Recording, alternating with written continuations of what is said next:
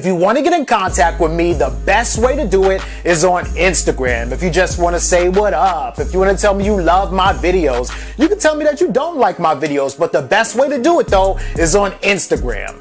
Peace, y'all. Jonny Fastlane here. So, Lil Wayne performs for like 20 minutes last night and just walks off stage. And YNW Melly is all in court just laughing and smiling. Plus, K.R.I.T here. Let's talk hip-hop. That's not my swag. I'm not sure how long I'm going to be able to do this tour. But make some noise for Blink 182 for the crew. This might be my last night, though. Let's go. This is crazy, right? Because first of all, right, Lil Wayne, like a couple months ago, announced that he was going on a co-tour with Blink 182, right? And so both of them were going to be like headliners, right? And this is dope, right? And in my head, I'm thinking that, okay, Blink 182 and Lil Wayne is a dope-ass combination, right? Because think about it, right? A lot of Lil Wayne's fans, you know, he's got the urban people, he's got the hood too, but also a lot of Lil Wayne fans could be like suburban white boys, you know, people that like Blink 182, you know, a lot of people that like Eminem also like Lil Wayne, right? Which is cool, you know, ain't nothing wrong with that. So, alright, plus Lil Wayne got a rock album, plus Lil Wayne is a skateboarder, plus Lil Wayne be experimenting with sounds and music, plus Blink 182 is not all that rock. Sometimes they can drift over into the pop lane or even hip-hop and use elements of hip-hop in their music. So that's a good-ass blend. Blink 182 and Lil Wayne is dope, right? But the thing is that Lil Wayne is a superstar, right? And if you take, you know, just Blink 182's like career highlights and accomplishments and awards and album sales, and then you take Lil Wayne's career highlights, accomplishments and album sales, Lil Wayne is a bigger artist than Blink 182 is. Period, point blank, hands down. That's not my opinion, that's the numbers that say that, right? But both Blink 182 and Lil Wayne are legends in their own right, which is why both of these acts are good to co-headline a tour together. Just like when Justin Timberlake and Jay-Z co-lined a tour together, because both of them are big acts, or when Beyonce and Jay-Z did it, or when Eminem and Jay-Z did it. You get my point, right? So two huge acts, Blink 182 and Lil Wayne on tour, hell yeah, right?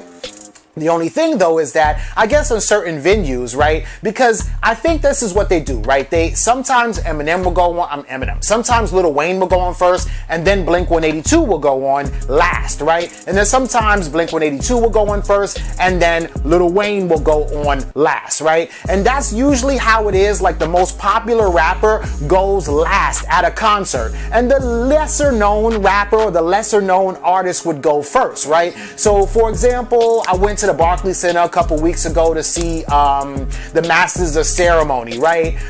There was like Fabulous was there, K.R.I.T, 50 Cent, Snoop. You know, when Snoop and 50, and when Snoop was like, I'm gonna just ride this car down to fucking New York and blah blah blah. I was there, right? So point is, right, that the rappers that were lesser known went first. So like Das FX went first, then MOP went, and then, you know, I think like Junior Reid went or something like that. And then it started getting into the rappers that are a little bit more known, like Fabulous then went, and then Cameron, and then T.I., and then DMX, and then Snoop Dogg, and then 50 Cent. 50 Cent was the last rapper to go on, right? Because he's the most popular rapper in that group in New York, right? Because I actually thought that Snoop would go last, but Snoop went second to last, 50 Cent went last, actually, right? So the whole point is, though, right, that same deal with Lil Wayne and Blink 182, right? So Lil Wayne is going on before them, and not everybody's in the seats yet. Some people show up to the show late. If the show's supposed to start at 8 o'clock, you know, motherfuckers might not get there till 9. When I went to the Masters of Ceremony, it was supposed to start at 7, but that shit was 5 hours long. I mean, it was like 10 rappers there, you know what I'm saying? Or 10 acts, right? The Locks was there, everybody, right? So you know, Lil Wayne is going on stage before Blink 182. The house is not full, and Lil Wayne is a super huge artist who's been performing ever since he was like 16, and he's not used to performing in a stadium or a house where there's only a couple of seats filled. Not only that, but some of the people there are not even interested in hearing Lil Wayne's music because they're Blink 182 fans to the death, right? Maybe Lil Wayne's fans didn't show up yet because, you know, niggas is always on CPT time, you know what I'm saying? So it's all of that. And then Lil Wayne basically performed 4 songs, wasn't feeling the crowd, wasn't feeling how there was nobody in the crowd, and just decided to walk the fuck off stage, right? He also said that he's like, I don't know how much longer I'm gonna be on the tour, right? He's thinking about quitting the tour because probably night after night after night, if he's the one that's going first, the house is not full. And he's like, this is bullshit, right? He wants to feel the crowd just like he should. I mean, this is Lil Wayne we're talking about, right? A legend, a GOAT, a living legend, right? But you know what, man? I don't think that Lil Wayne's gonna quit the tour, because then he would probably be financially obligated to pay something, or he could be sued, or he would be in breach of contract, because I'm sure he signed a contract before he went on the tour, right? So he can't just say, I'm not feeling the fact that the crowd is not there, I'm walking the fuck off, right? I'm not doing a tour anymore. He said that last night. He said, I don't know how much longer I'm gonna be doing the tour, but he's gonna be doing the tour, man. I think that they'll probably have to try to figure something out to where maybe Lil Wayne can go last sometime and Blink-182 can go last sometime, but they're gonna figure it out. Or maybe Lil Wayne is like, fuck it, I will take the financial hit because my pride is telling me I ain't finna be performing for a half-filled house. You know what I'm saying? Which is some shit that I would do. I sometimes will hurt myself to prove a motherfucking point. Let me know what y'all think about this in the comments down below.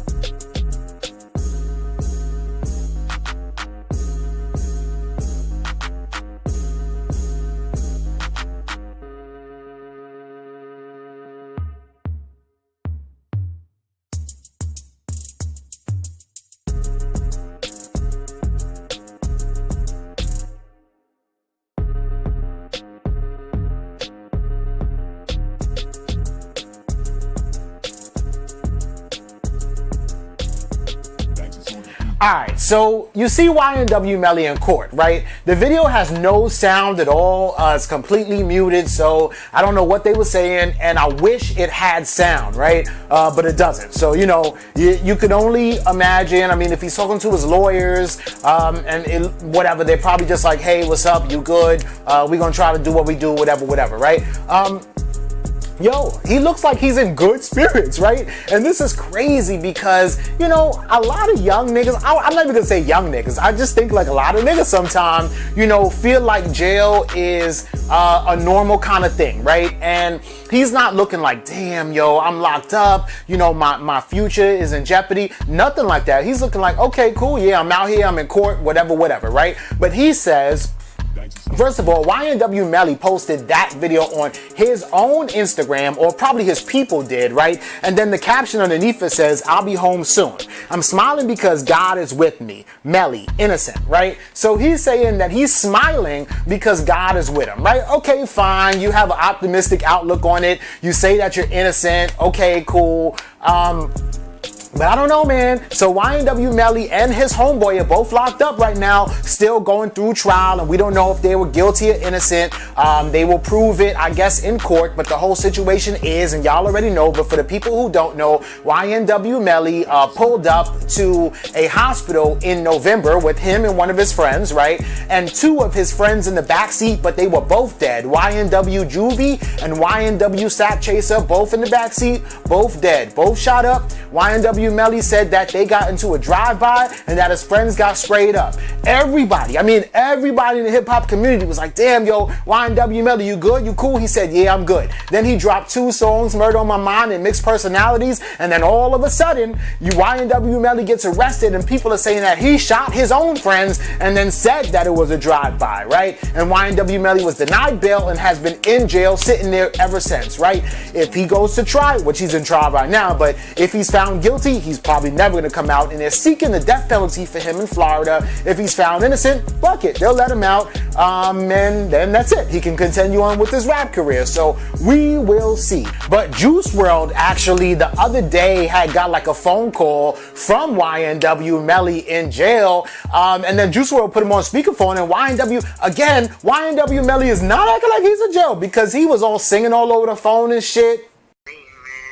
Her love ain't touch, I was feeling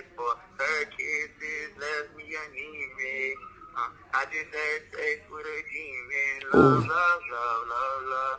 I think I'm in love. Haircat, press the gas, what's the engine? For her love and left me anemic. I just had sex with a demon and a demon